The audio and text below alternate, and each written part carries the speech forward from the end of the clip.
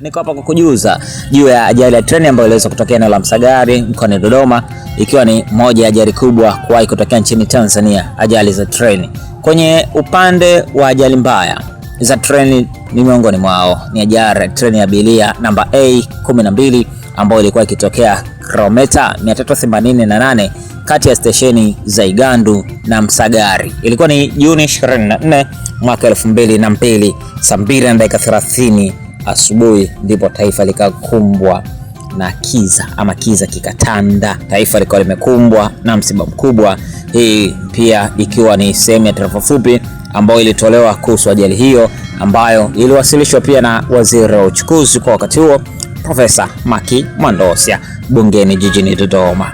Watu 281 ambao walipoteza maisha kutokana na ajali hiyo, wakati maiti 193 ndizo ambazo zilitambuliwa na kuchukuliwa, huku maiti zingine 88 zikizikwa na mamlaka za serikali kwenye mazishi ya halaiki katika makaburi ya Maili Mbili kata ya Mioji mjini Dodoma mnamo tarehe 27 ya mwezi Juni mwaka 2002. Hii ni kutokana na kutokutambuliwa.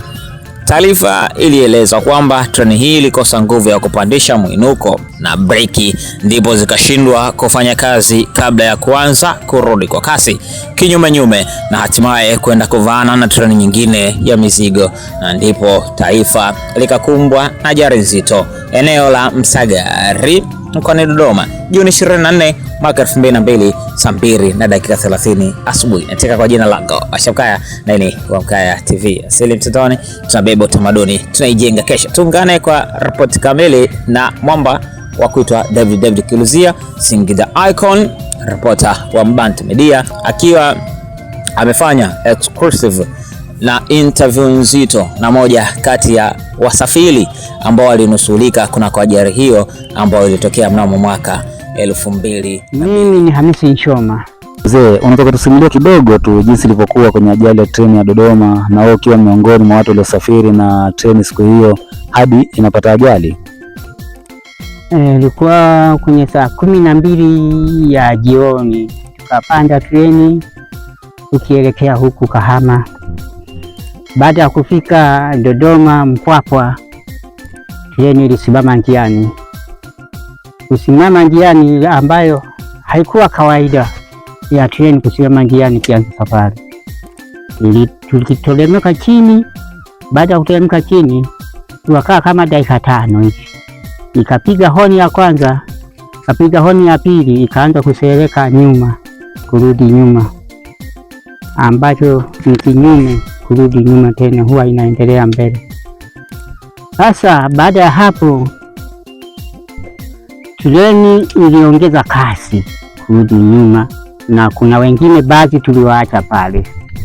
Niliwaacha chini? Tuwaacha chini kwa sababu waliona si inasereka kurudi nyuma, akafikiria ikianza kurudi kwenda mbele tulikokuwa tunakwenda watadandia.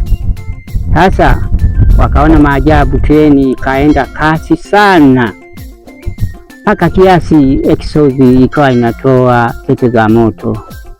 Kufika hapo kwenye bonde kulikuwepo na shimo kidogo, tuanguke hapo.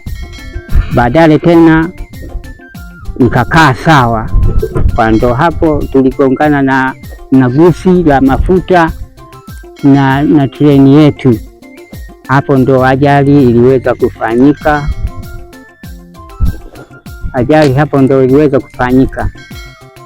Sasa sisi baada ya ajali hapo ilikuwa saa 5. Tukaanza saa 5 asubuhi. Saa 5 asubuhi. Tukaanza kujisaidia wenyewe kujiokoa.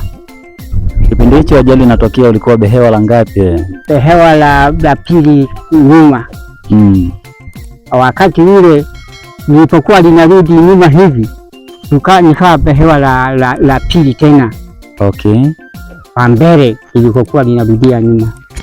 Basi behewa letu sisi halikuanguka vibaya, lilianguka ubavu. Mimi sikuweza kuumia sana, nipata kindoo kidogo na suruali kukatika vishikizo zote. Nikaanza kuvaa hapo bila mtu kunijali, huyu kavua nguo. Naona ndio. sasa baadaye nilipozunguka kwa nyuma huku upande wa magharibi, nikamwona binti mmoja ambaye alikuwa amekali nywele. Wakati ule nywele zilikuwa kama kwa mtu aliye tajiri ndio anaweza kuzipata sawa kama zile za kunyosha nywele. Akawa amekufa, alikuwa mwali. Atizama tena upande wa pili, nikamwona ni kijana ambaye si kijana sana, ana makamu makubwa kidogo, akiwa ametoka utumbo. Akajifunga nguo. Alijifunga nguo mwenyewe? Alijifunga nguo mwenyewe, halafu akalalia mkono wa kulia hivi. Alipolalia mkono wa kulia, si upepo ulizidi, akafa. Basi nikaenda tena upande wa tatu, ambapo kuna mabehewa yale yaliyotutiana juu. Nikamwona binti ananiomba nini, msaada. Amesajika paja yote, ikawa kama urojo hivi.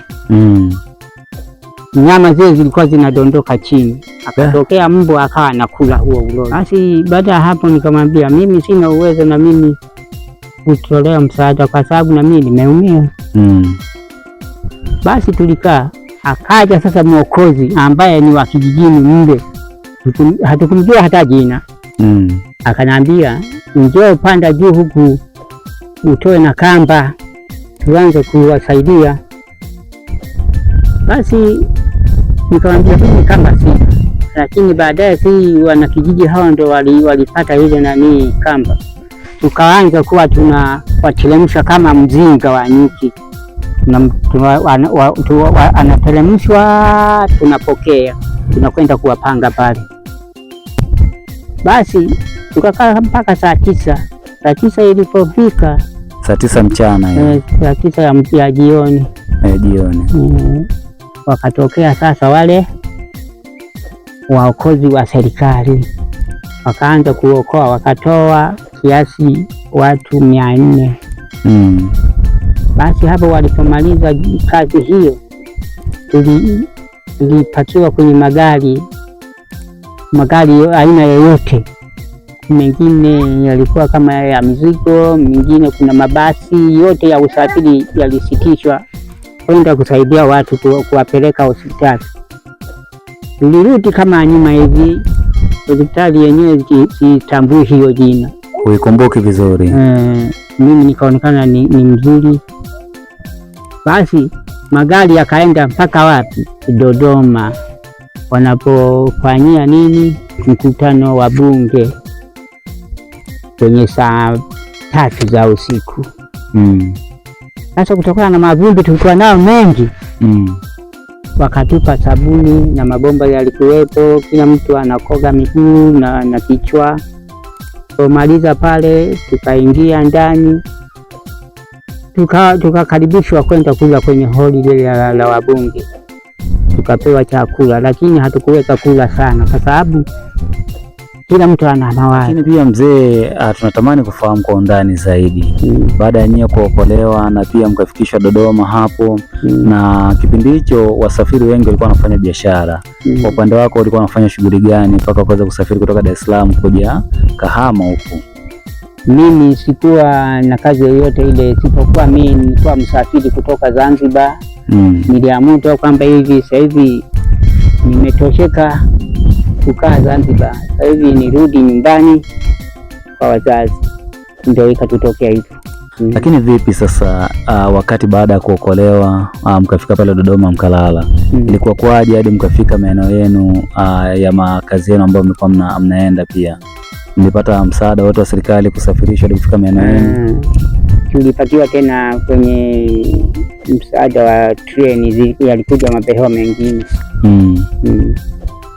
Hebu tushirikishe, baada ya kupakiwa kwenye treni hamkuwa na hofu tena wakati tayari umeshatoka kwenye ajali ya treni afu mnapakiwa tena kwenye treni? Hofu ilikuwepo kwa sababu hatukuweza kuamini kama kweli tutafika tena salama. Na halafu na majonzi yalivyokuwa makubwa ilitufanya hata na sie tulie, ijapo tuko wazima. Okay. Na wakati mnapita njiani na hiyo treni, nasikia waombolezaji walikuwepo wengi, karibia kila kituo walikuwa wanalia.